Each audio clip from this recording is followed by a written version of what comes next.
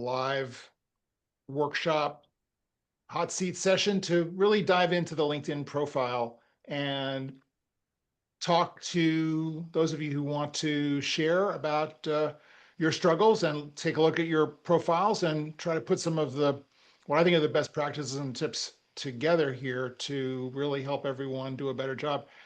Suffice it to say, LinkedIn is a mess, and nice that we're live streaming on LinkedIn, but the LinkedIn feed this year has just become a nightmare. And I just am so gobsmacked about how it flipped from being a really viable forum for ideas and for people to exchange views to becoming this very performative, very superficial morass of inconsequential information.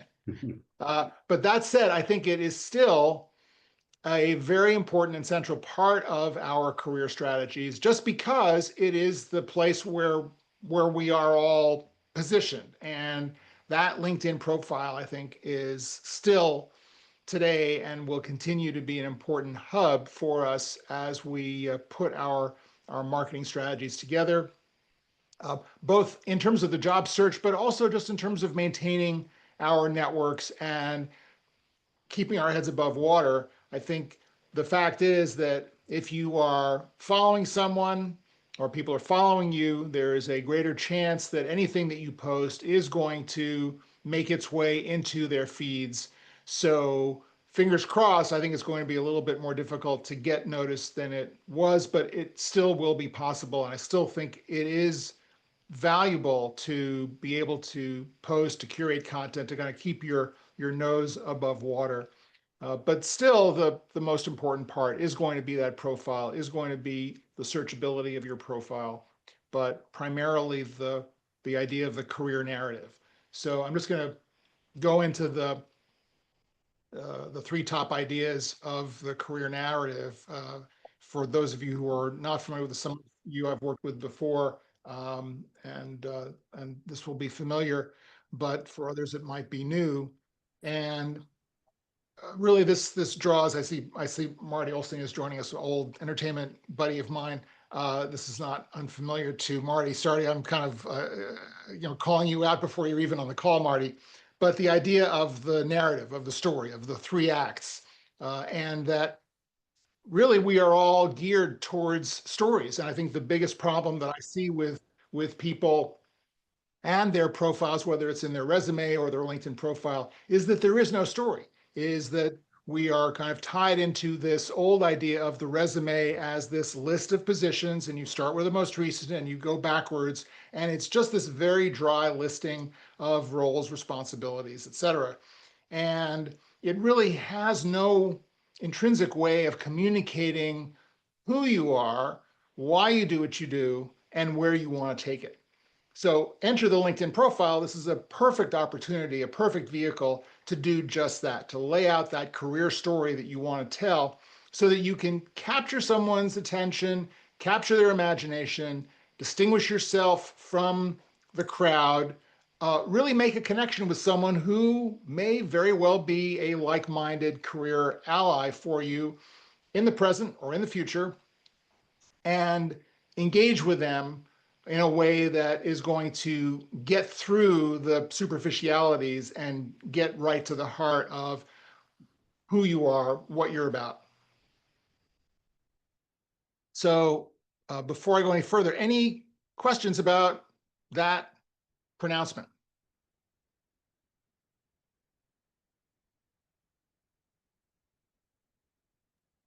No, thank you. It's all very clear. Good. So the three elements of the profile are obviously starting with the headline, and then the about section, and then the experience section. Going backwards, the experience section, as I have said probably time after time on this call and in conversations with any of you, is your resume, is your master resume. And all too often I see people who have very, very complete paper PDF resumes with all of the details, but then the LinkedIn is just really spotty. It's just maybe the job title, a couple of lines, and no real detail. I think it needs to be flipped. I think that your LinkedIn is where you really want to spend the lion's share of your time and effort getting everything down onto that profile, make it the definitive master resume, the ultimate resource for the detail of what you've done. Because you have unlimited space, basically. You only really have 2 pages to get noticed in a resume. If the resume is ever going to get noticed, it's not certainly not going to get considered if it's over 2 pages. It's going to get scanned pretty much guaranteed by an applicant tracking system. You're not necessarily going to be able to penetrate whatever the criteria are, objective or arbitrary, that the ATS is laying out for their hiring managers. So it's a crapshoot, right? And you just you're going to get what you get. I think all of these people who are trying to game the ATS and strategize and the resume writers, all this, I think I think a lot of it is BS. I think there's just really no way of doing it. Some people use ATS in a constructive way. Other people use ATS to eliminate candidates because, face it, they're all overwhelmed with people responding. AI is making this worse. Some of you may have seen a blog post that I did earlier this year about this coming AI resume apocalypse where more people are going to be using AI to write resumes. More people are going to be using AI agents to submit resumes. This is already happening. And so employers have to fight back. They have to use AI to determine whether A, the resume is relevant to them, B, whether the resume was written by a bot or a human being. So we're going to have this dueling battle, this battle between candidates and employers over this question of resume submissions. And I think we need to circumvent that, go back to this idea of first trying to build relationships, make real contact with real people. And the way you do that, it seems to me, is to have an engaging LinkedIn profile that will attract the attention of a real person, not some kind of bulk process, just butts and seats kind of recruiter, but someone who is more thoughtful. Thankfully, for most, if not all of you, you've been around a while. You've got more to bring to the table than a 20 something just out of school, no real credits, a lot of willingness, but one of many indistinguishable candidates. So that's the advantage that we bring to the table. Now we have to figure out how to exploit it. Again, just I'll pause for questions, comments, experiences that anyone wants to share on this. John, I'll make a comment. Yes, please. And good afternoon, everybody. This is Mark Carter. I'm a strategic client partner for the IBM company. And in the journey that I've experienced with LinkedIn, 3 points. In the 15 years ago, started with a classic LinkedIn consultant. So it's very similar to if you wake up in the morning and you have a toothache, you have 2 choices. You can go to the garage and get a pair of pliers, you can call a dentist. Okay. So I employed a professional, someone who at the time did it for a living. But when we were done with the contract, he said, listen, at the end of the day, you own this. And I think, John, you used this example when we met many years ago, is you are the producer, the director, you clean the bathrooms, you're the caterer of your own movie. So own it. So why did I speak up now? Effective communication is something that we as professionals have to continue to practice. And as I think about and prepared for this conversation today, I asked myself, what's different? Well, we are all living on the glass. And we use this from time to time. And I think there's a transparent reality that LinkedIn is on the glass. and paper is irrelevant. So being in 2 points, being under the glass, we're always under observation. If you should feel exposed and a little bit vulnerable. And I would say embrace the artistic or poetic opportunity to be on the glass. So those are a few comments that come to mind, John, after your opening welcome. Thank you. It brings up a little bit of a kind of a sidebar, because I think you nail something important about being on the glass and the idea that we are all visible, we are all under scrutiny. What I'm seeing at LinkedIn is taking that really in a understandable but definitely wrong direction, which is the performative nature of the posting that is going on, where, and a lot of it I'm sure is AI drafted, but we're seeing this very similar format of catchy first line hook, skip a line, follow up catchy line or explanatory line, skip a line, lead into the point, and then a long exposition about whatever it is that the person is talking about. Usually accompanied by some personal photo, which is really just there to populate or get in the way of your page, interrupt your eyes as you're going down the page.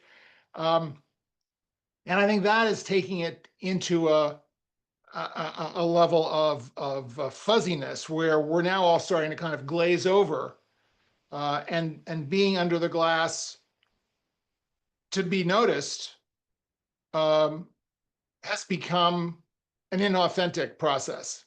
And it is, judging by what I would say are uninformed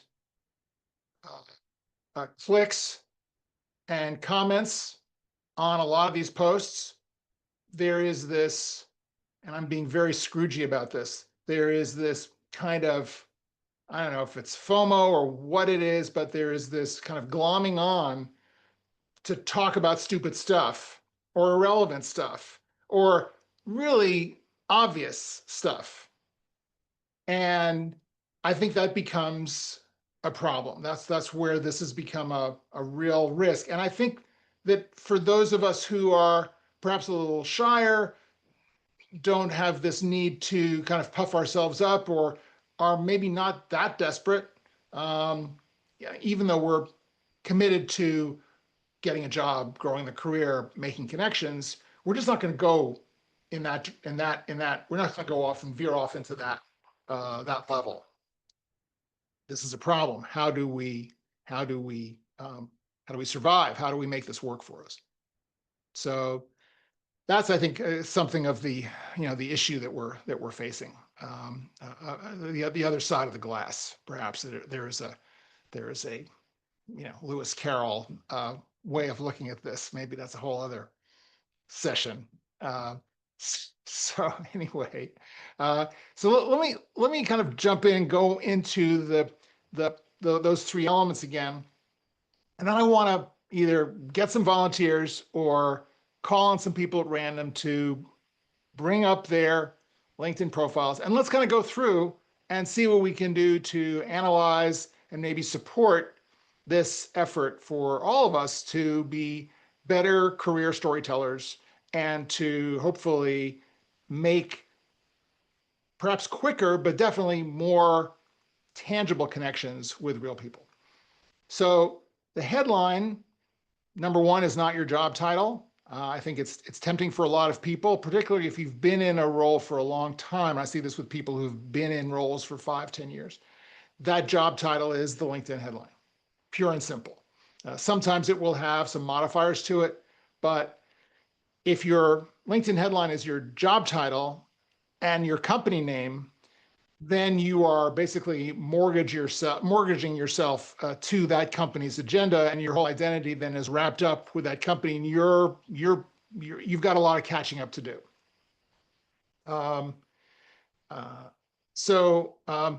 Harold, I'll get to your question in a second. So the role of the headline for me is to establish your bona fides as a professional. What are the areas that you work in? At the very extreme end of that value statement is this clear marketing message. I help X target overcome Y problem through Z methodology process for a result. That certainly is very clear, very targeted. For some people, this works very well. For others, it really starts with establishing their seniority, their seasoned aspect, quality as a professional, talks about the primary area of responsibility or accomplishment, qualifiers, secondary areas, rounding it out with a number of different qualities or areas of expertise. Similar to what would be on the top of your resume, the summary line of your resume. So lots of ways of playing with the headline. I advocate a kind of a refrigerator magnet post-it process where you just free associate all the ideas that you have about who you are, what you've done, what the skills are, and you put them all on post-its and you put it up on the wall and you start to move them around and begin to get a coherent flow of an identity through that headline. You've got 220 characters, may as well use a lot of it, most of it, maybe all of it, depending on what it is that you do and what you want to cover. But that would be my process for figuring out what your headline is. The about section, again, many of you already know this rant that I have about the about section. It is not your bio. It is not a listing of your skills. It is not a recanting of what you're already finding in the experience section or on your resume. It's not a summation of that. People will read that and they will find that out.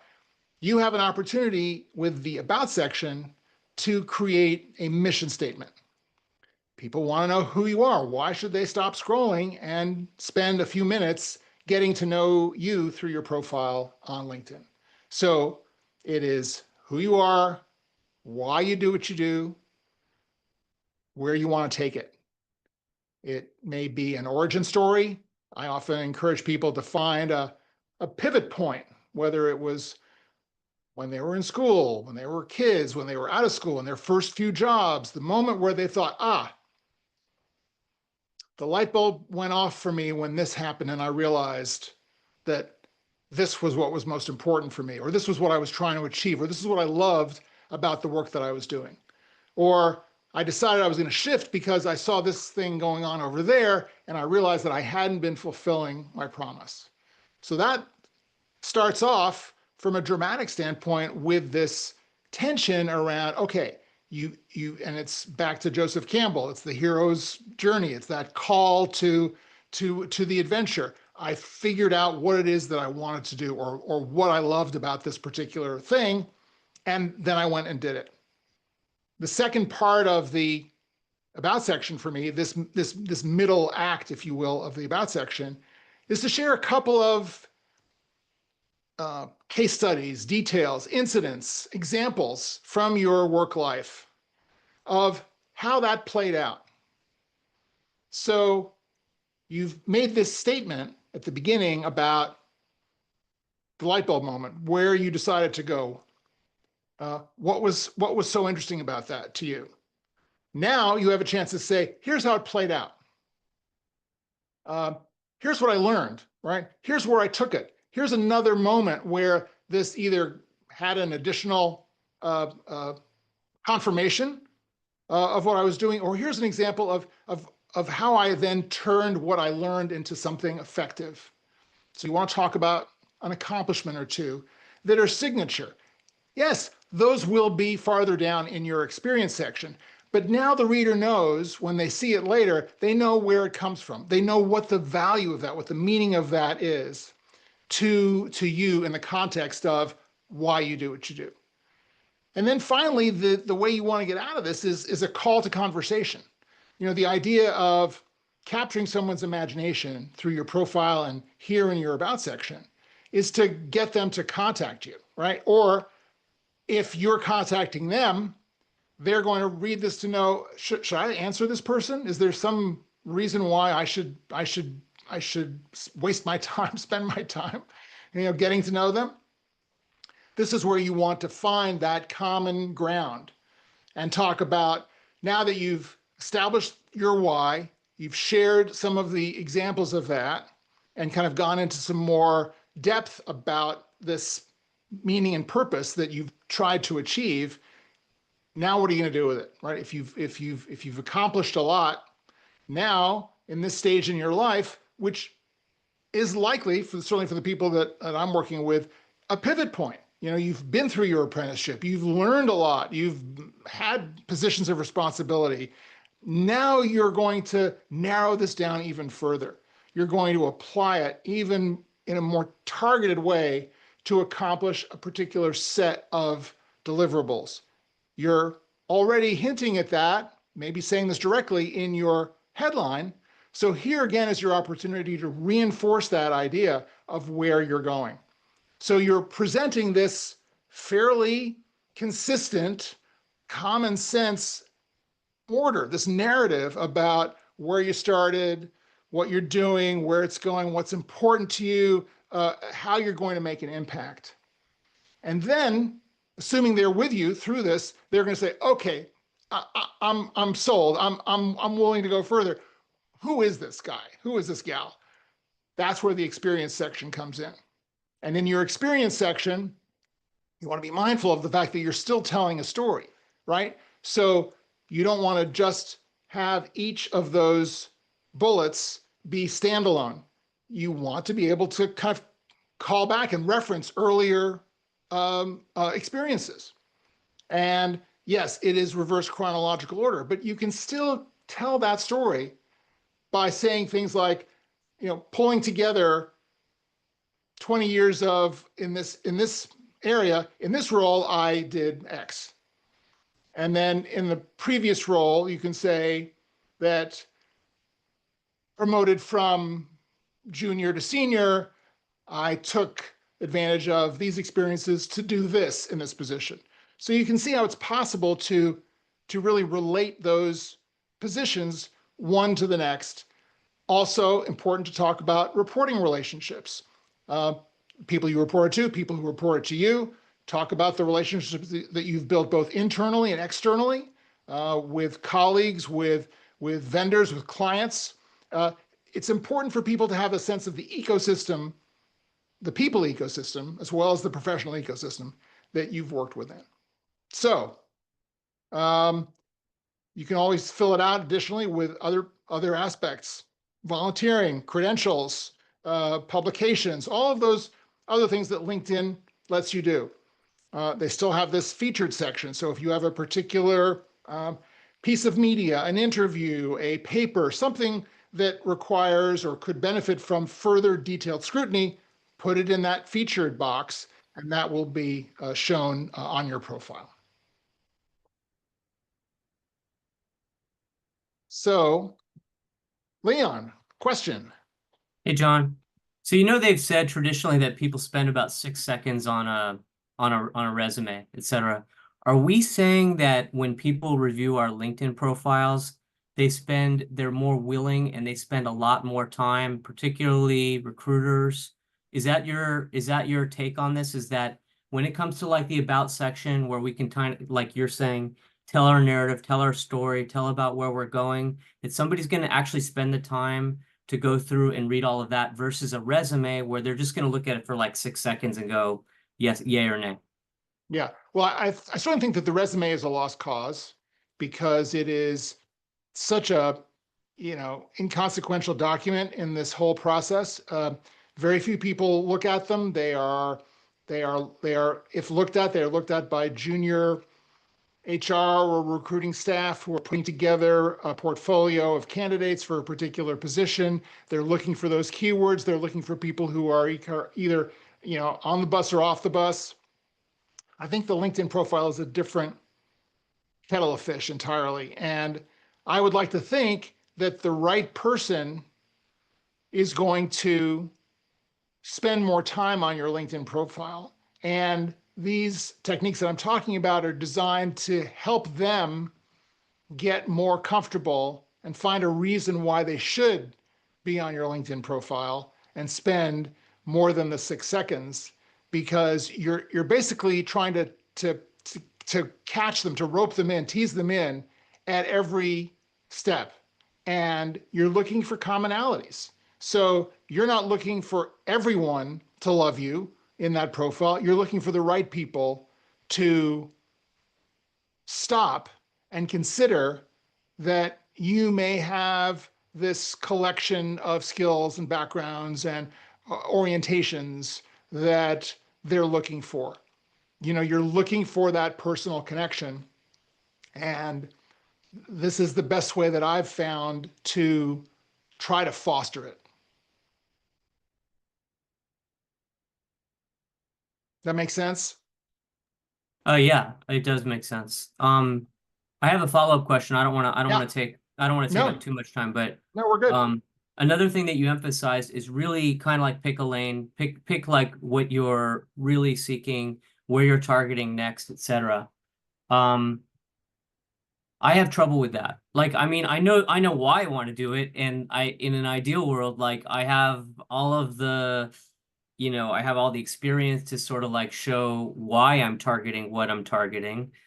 But I have trouble with sort of like making that sort of commitment to kind of like just be that niche, That one because thing. Yeah. I'm afraid that I'm just going to turn a lot of eyeballs who maybe I send in for an application, they view my profile, they see, oh, well, this guy's looking for X and we need Y. Yeah. This is a classic question. Thank you for sharing it. I'm sure it's on everyone's mind, and it comes up a lot. And it is the generalist's dilemma.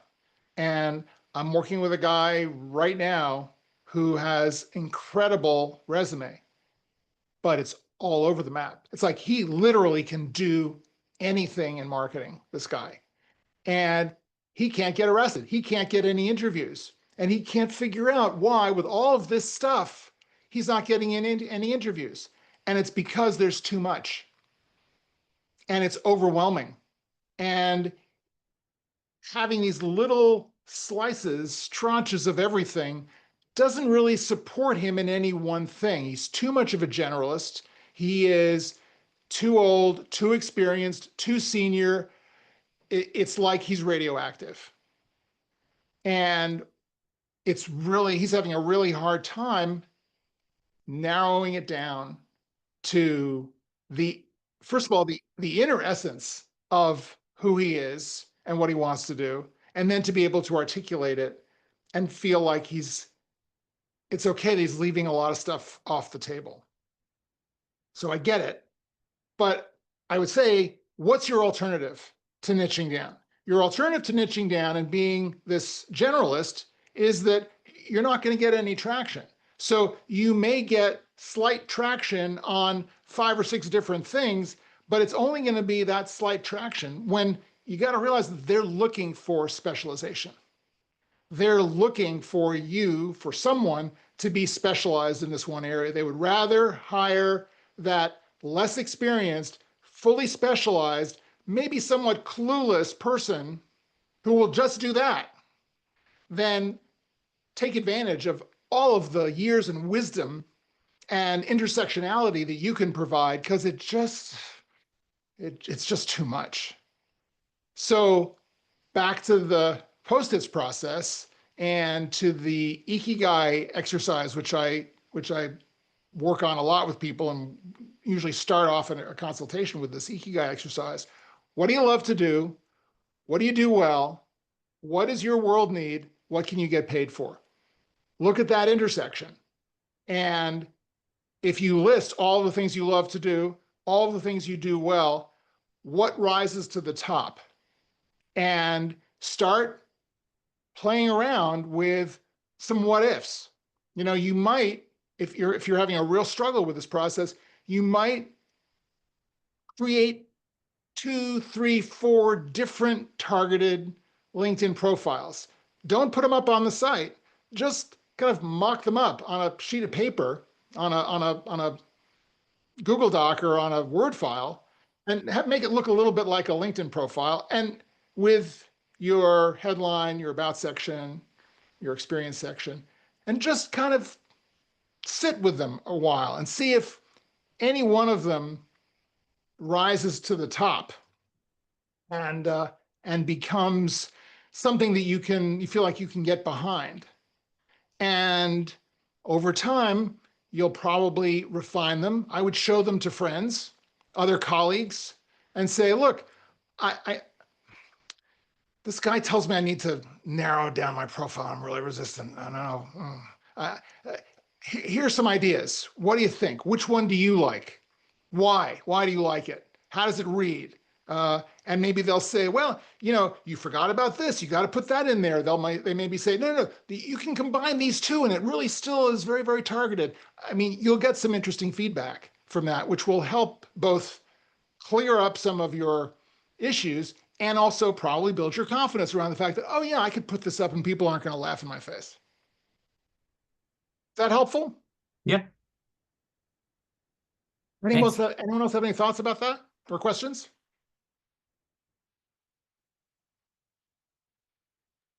Oh, Great. John, what Yes. what were the 4 items I noticed? So love what you do. Yes. What do you love to do? What do you do well? What does your world need? So in the classic Ikigai Venn diagram, it says, what does the world need? Which I think is too lofty.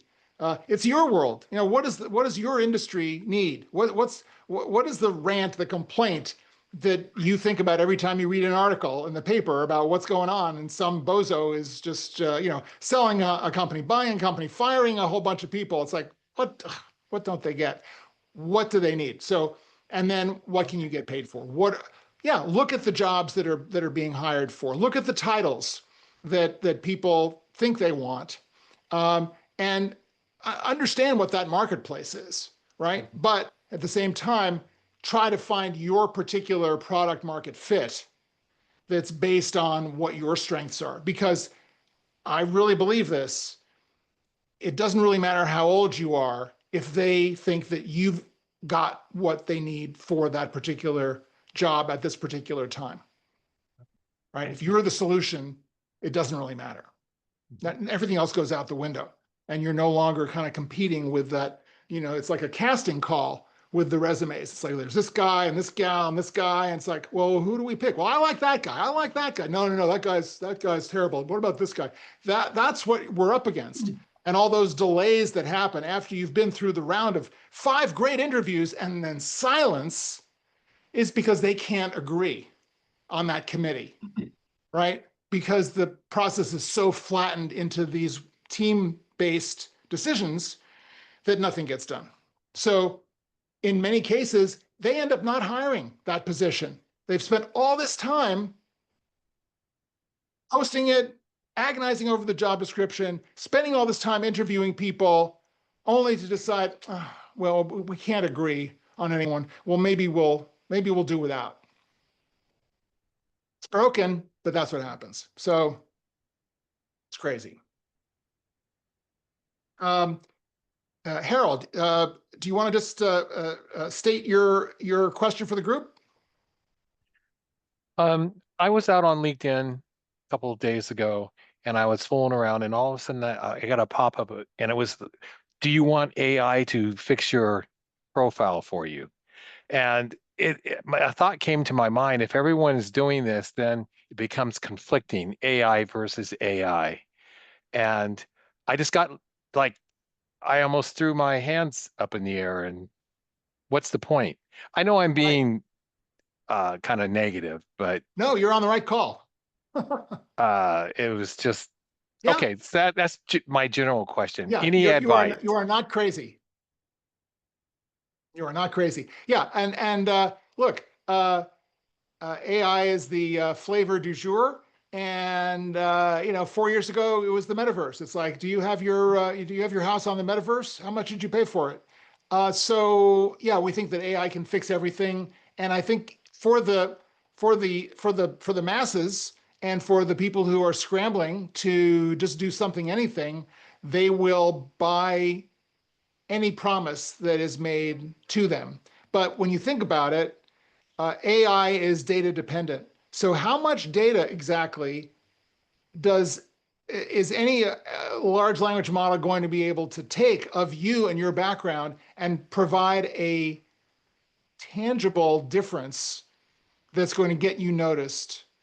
It's just word salad. It's just going to rearrange the existing data and information, and you're going to pay $50 or $500, whatever it is, and you're going to feel like, oh, I did something, and I used AI, and you're back at square one.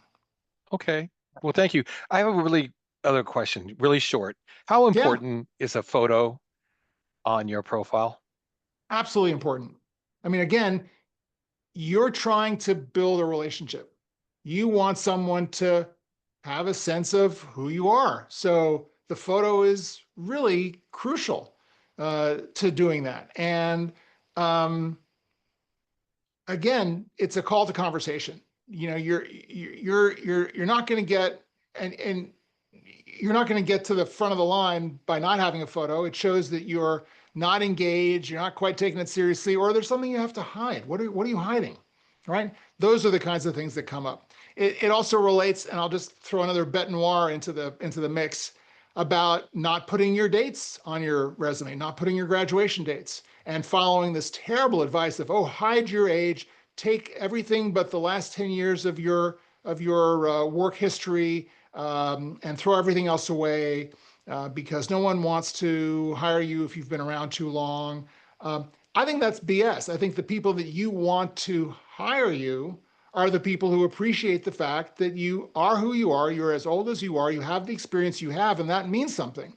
So yeah, summarize it on your resume, put it all into a few lines about what you did before 10 years ago, because justifiably they want to know what you've been up to lately, because that's going to be the most important set of criteria for them.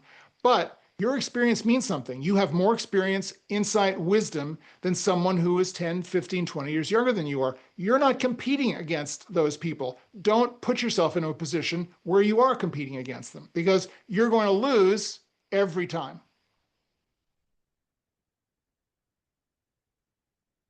Sally.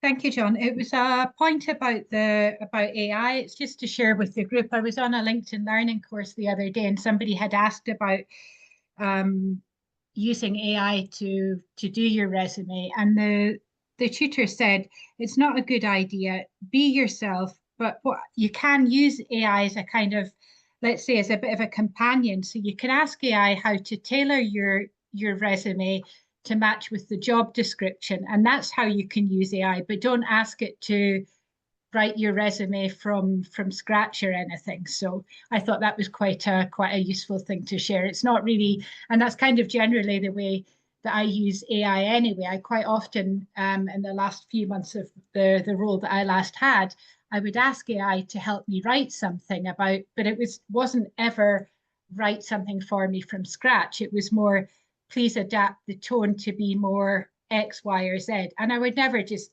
copy and paste what it gave me and use it, but it did give me that sort of second pair of eyes, whereby perhaps, I don't know, 5-10 years ago, I would have said to a colleague, can you read this over? That's what AI is doing for me, being a second pair of eyes and a bit of a sense check, but never a replacement. Yeah, I think that's a great reflection. One exercise I think you guys can do if you're out trying to kind of figure this out, and Leon, maybe this would be something that would be helpful for you, is to input a lot of data and a lot of questions into your LLM of choice. So load your resume, load your LinkedIn profile, load in the job descriptions of a handful of jobs that you're interested in, any other data that or reflections that aggregate your focus, your directions, your skill, your ikigai questions, maybe, and ask it to make some recommendations, right? Ask it to ask you some questions, ask it to interview you about what you would like to do, and have a dialogue with the LLM about this question of how do I narrow it down? All right. Where should I narrow it down? What would be a good way of expressing this particular idea that I can't seem to articulate concisely? What would you suggest? Those kinds of interactions, I think, with AI can be really, really helpful in taking all of the data that is relevant to you and then getting it into kind of slice and dice it and parse it in a way that can be meaningful. And I think people are not taking advantage of AI as a conversational engine, which it's doing better and better on. And I think really coming up with some really remarkable answers for these kinds of questions. So I would encourage everyone to use it in that way. So we have a few more minutes left, and I'm hoping we can get at least one, maybe two profiles in to share who wants to be the guinea pig.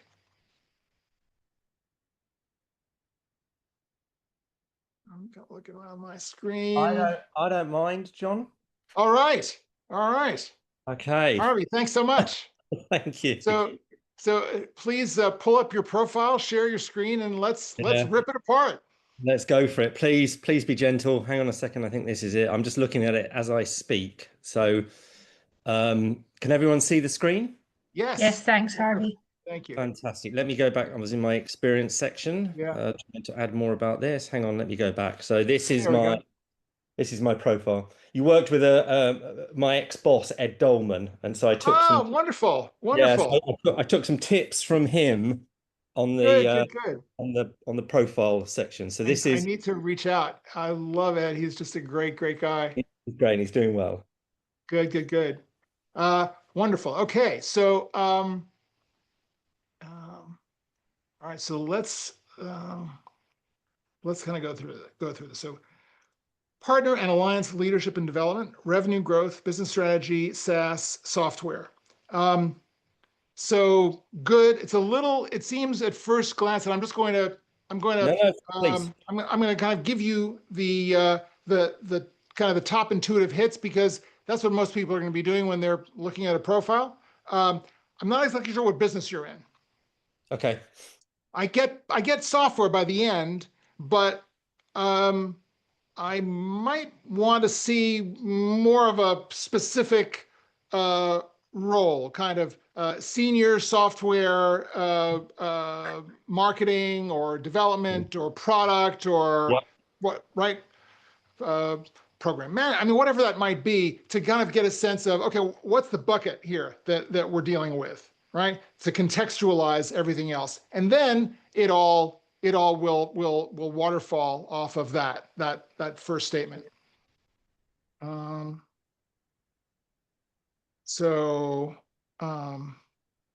then the photograph is not your photo. Your profile photo is great, but your background, is that a work group? Is that personal? That was a work group. Yes, that was a work group. Okay. So I think it's fine. I don't know that it necessarily helps the sell in any way. I don't know that I don't think it necessarily dings you, but you're not taking most advantage of that space. Okay. And it doesn't necessarily have to be something that is spot on targeted, software writ large. But it should be something that kind of tells a little bit about maybe your technical background or aesthetic or business, or make some kind of a statement. It could be an ironic statement in the visual. It could be related specifically to your area. It could be, the easy one is the cityscape, right? Yeah. Okay. If you're, if you're in England, maybe if you're working in London, maybe it's a shot of London, maybe it's some other site that's well known. Maybe it's a business park or something. I'm just kind of riffing on that, but Oh, I get it. I something get that it. conveys this a little bit more, right? I think what you're saying, John, is put a picture on there that tells the reader to continue reading versus trying to figure out what food tour that was. Yeah. Yeah. Yeah.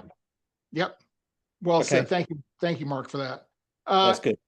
Anyone else before we move on to the about section? I just want to make a comment on the underneath your title, this 12 words there.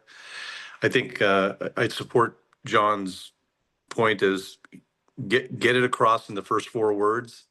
Yeah. Because if you have to read more than that, I know I'm interviewing people right now, and if I can't understand it in the first 4 words, it's obviously me.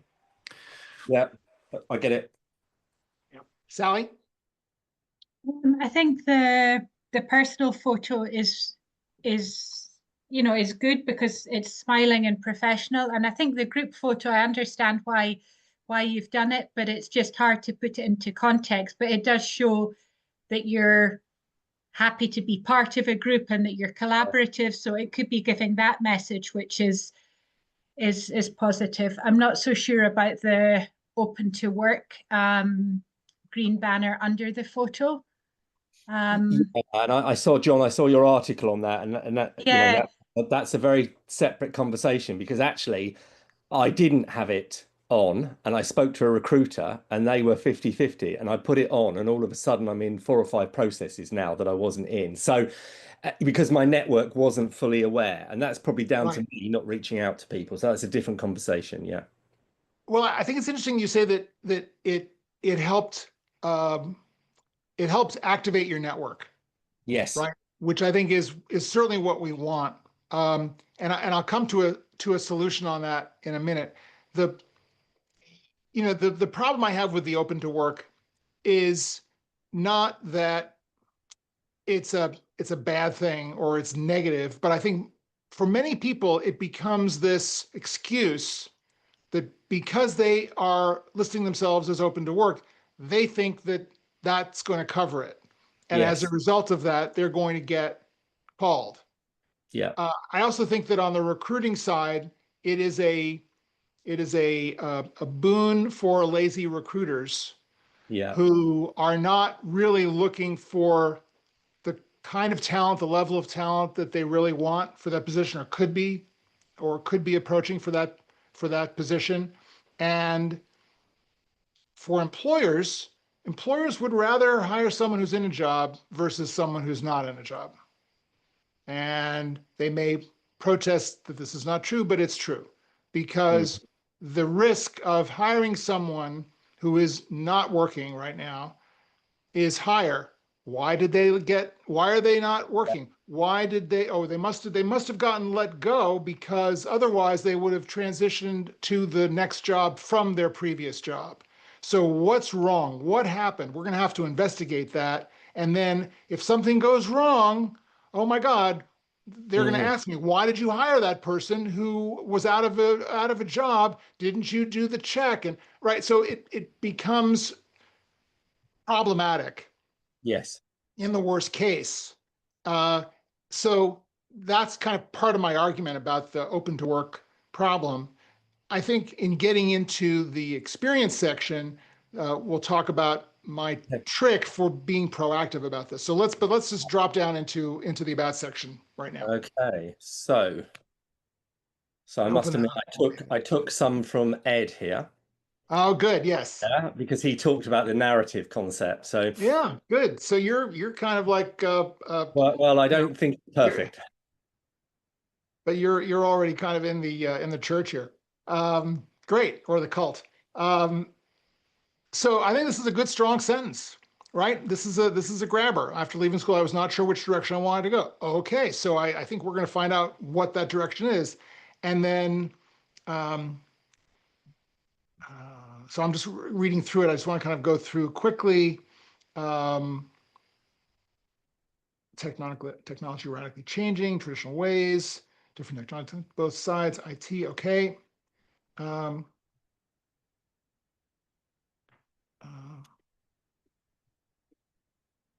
Okay, so I'm going to do some unfair skimming here.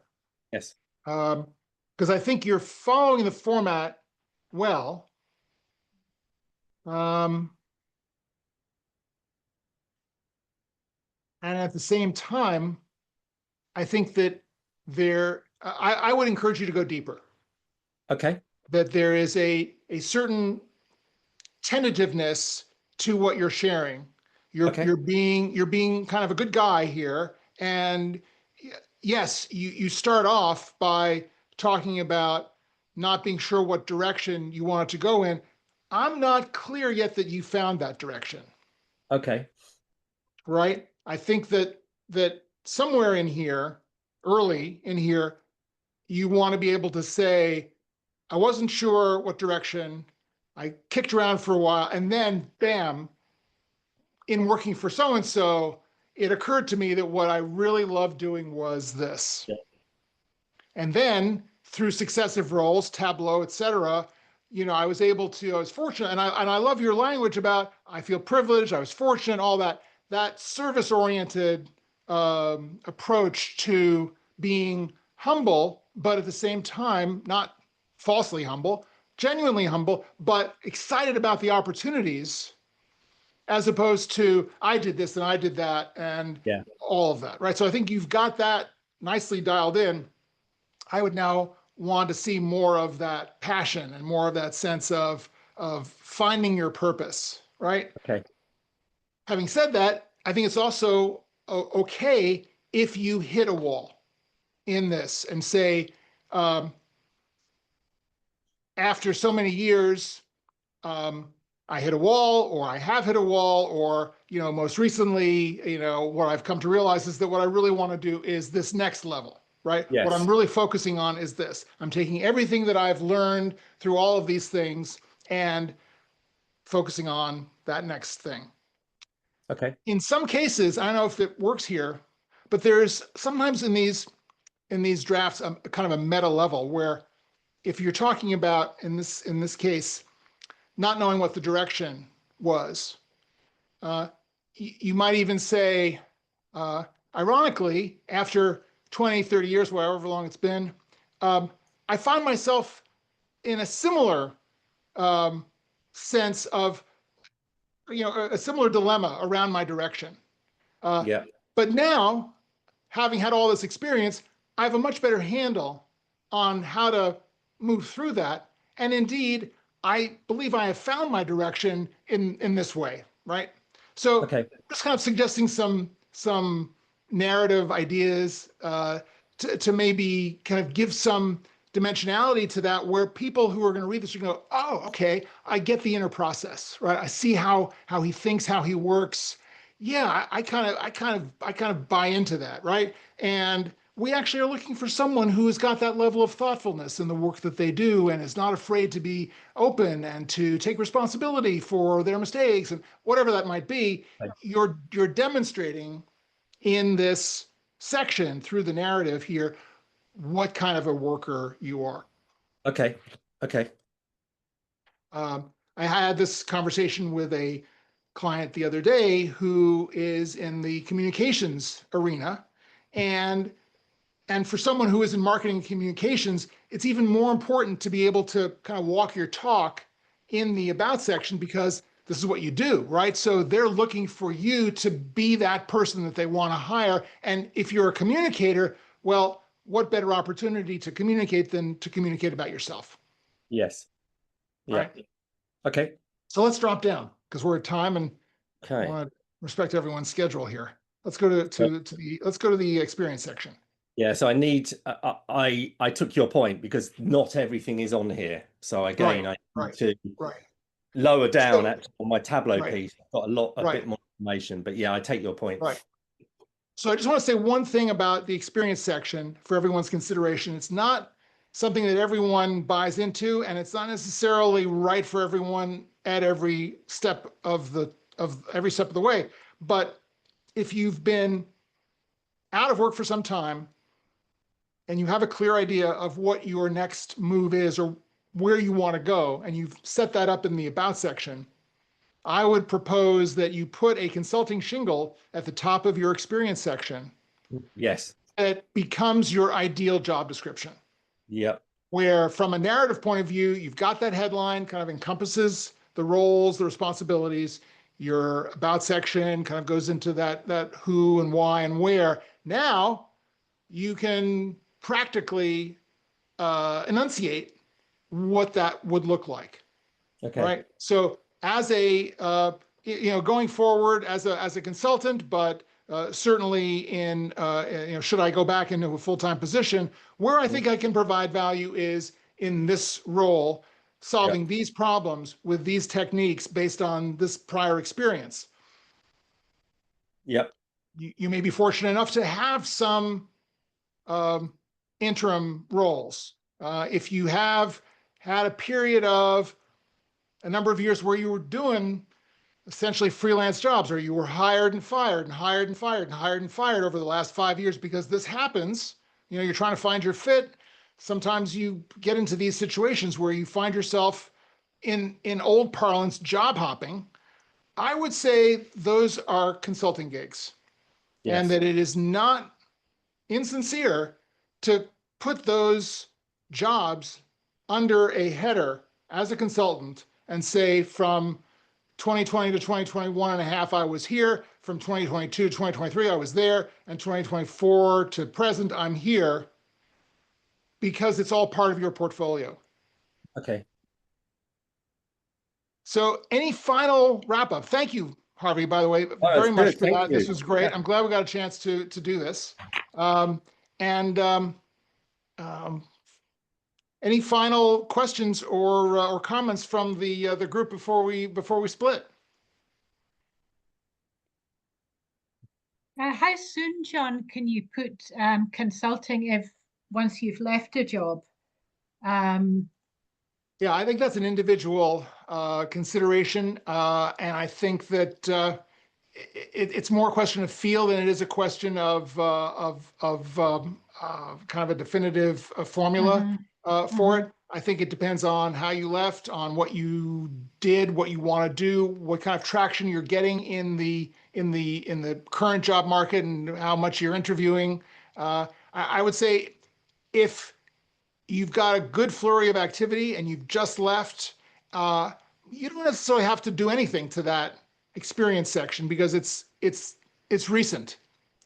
But if we're looking at 3 months or longer, you may want to think, okay, I've been out 3 months, nothing's going on. I've had some interviews, nothing has gelled. Maybe I should add that shingle in there, actually start looking for some possible consulting opportunities. And you may ironically have found over the course of your looking for the job, you may have heard of things, or you may have actually gone up on consulting things, or people have asked you about this, or you're doing your ikigai list and you're thinking, that thing that I do well, I might be able to make some quick money by doing this. And I actually know some people I should reach out to and see what they're doing. And maybe I know of some companies who could need this, and explore, right? Thank you. At that point, you would say, okay, I've got the pitch. Let me put that on there. The other thing I will say about the consulting shingle is, to the point that employers want to hire people who are working, you want to always think of yourself as employed, as working. Even if you are between gigs, you're still that same professional. You're still delivering or capable of delivering the same value that you were delivering when you were in the job. So you're always working, right? Even if it is in a period of sabbatical or education or research that you're doing. I'm working with a guy right now who just got let go. He's in the medical devices industry. I'm saying, meet with every hospital connection you know. What are they buying? Right? What devices are they buying? What technology are they interested in? You may find some consulting opportunities there where they're saying, "Hey, maybe you could help us figure out what we should be buying in our next budget." Right? So there are always ways of engaging as a professional and still doing your work. You will be perceived as active, not sitting home waiting for the phone to ring, submitting hat in hand for that next position, or what it's worth.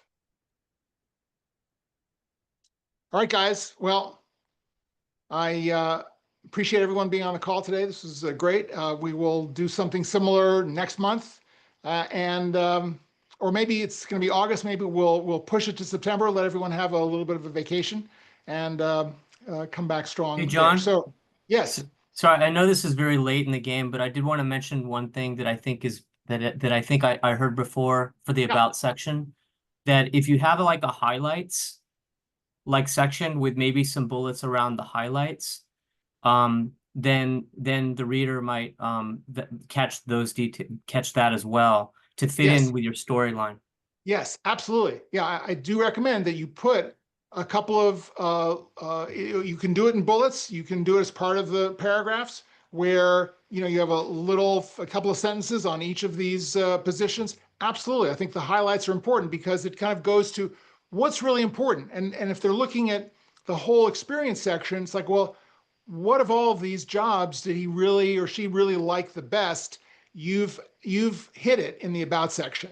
You've said, of everything I've done, these are the most meaningful engagements, and here's why, right? Because they really express where I make the most impact, what I love to do, etc.